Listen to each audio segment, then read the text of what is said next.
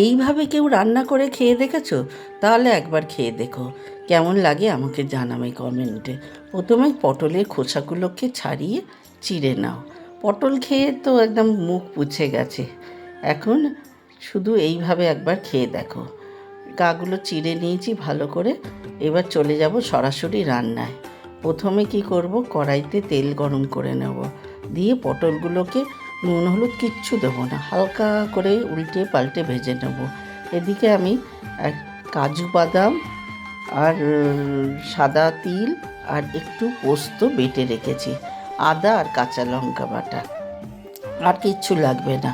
পটলগুলোকে একটু নেড়ে চেড়ে একটু ভালো করে ভেজে নেবো, লাল লাল যেই হয়ে আসবে তখন তুলে নেবো পটলগুলোকে। এবার তুমি পটলগুলোকে তুলে রেখে সেই তেলের মধ্যে একটু জিরে আর শুকনো লঙ্কা ফোড়ন দেবো, আর কোনো ফোড়ন দেবো না। তারপর কী করব, ওই যেটা করে রেখেছি পেস্টটা, সেইটা আমি ঢেলে দেবো।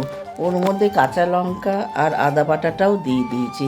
ভালো করে এবার মশলাটা কষবো, অল্প আছে, বেশি আঁচ দিলে কিন্তু মানে পুড়ে যাবে মশলাটা। তার মধ্যে নুন হলুদ মিষ্টি দিয়ে দেবো, একটু জিরে গুঁড়ো আর ধনে গুঁড়ো আর কাশ্মীরি মিরিচ একটু রঙ জন্য। এবার ভালো করে কষতে থাকবো, নাড়াচাড়া করে ভালো করে অল্প আছে কিন্তু কষবো, নাহলে মশলাটা কিন্তু পুড়ে যাবে, কিন্তু পুড়ে গেলে খেতে ভাল লাগবে না। তারপর কষানো হয়ে গেল, আমি একটুখানি দই ফেটিয়ে রেখেছিলাম, সেই দইটা দিয়ে দেবো।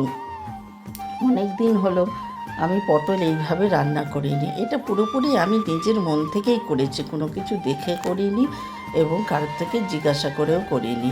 পটল তো বেশি চিংড়ি মাছ দিয়েই খাওয়া হয়, এইভাবে পটল খেতে চায় না বাড়ির, মাত্র তো দুজন মানুষ, তাই জন্য এইভাবে আজকে করে দেখলাম কি বলে কর্তামশাই।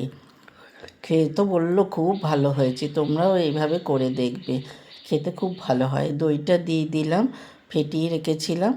এবার ভালো করে কষবো যতক্ষণ না তেল বেরিয়ে আসে। তারপর তেল বেরিয়ে আসলে আমি কি করব, পটলগুলো দিয়ে দেবো। দেখো তেল কেমন বেরিয়ে এসছে, এবার আমি পটলগুলো দেবো, পটলগুলো দিয়ে ভালো করে কষাবো। পটলগুলো একদম যাতে মশলা ঢুকে যায়, ভালো করে কষাবো।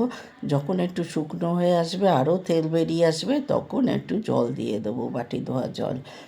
তারপরে আমি একটু চাপা দিয়ে দেবো ভালো করে। তারপরে যখন একটু শুকনো হয়ে আসবে, এটা আবার ঝোল ঝোল খেতে ভাল লাগে না, কিন্তু যখন একটু শুকনো হয়ে আসবে তখন আমি এটাতে একটু ঘি আর একটু গরম মশলা দিয়ে নামাবো। দেখো কি সুন্দর রঙটা বেরিয়েছে। দুটো চেরা কাঁচা লঙ্কা দিলাম, কেননা আমি কাঁচা লঙ্কা বেটে দিয়েছি। দেখো কীরকম হয়েছে। টাটা।